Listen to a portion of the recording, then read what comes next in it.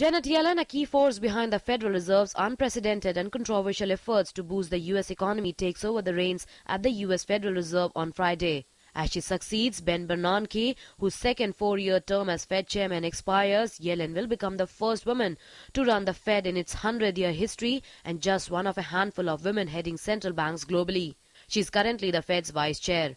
Yellen was confirmed by the Senate earlier in the month to lead the central bank, winning resounding support from Democrats but not the Republicans. She is a proven leader, and she's tough, not just because she's from Brooklyn.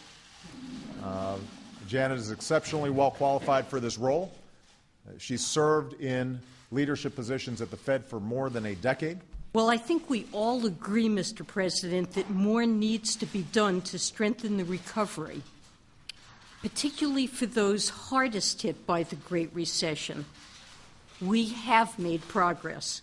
The Fed cut overnight interest rates to near zero in late 2008 and has quadrupled its balance sheet to more than $4 trillion through a series of massive bond purchase programs meant to push down longer-term borrowing costs. 67-year-old Yellen spent years defending those efforts, arguing both as Bernanke's deputy and before that as the head of the San Francisco Federal Reserve Bank that they would reduce borrowing costs and spur hiring and economic growth. Now those policies appear to be working. The U.S. unemployment rate fell in November to a 5-year low of 7%, and the economy grew in the third quarter of 2013 at its fastest pace in almost 2 years. Yellen's main task in the world's most powerful financial post likely will be to navigate the central bank's way out of its extraordinary stimulus, beginning with dialing down its bond buying program without upsetting the markets. So I think markets will be relieved to know that she will kind of smoothly navigate the Fed out of these positions.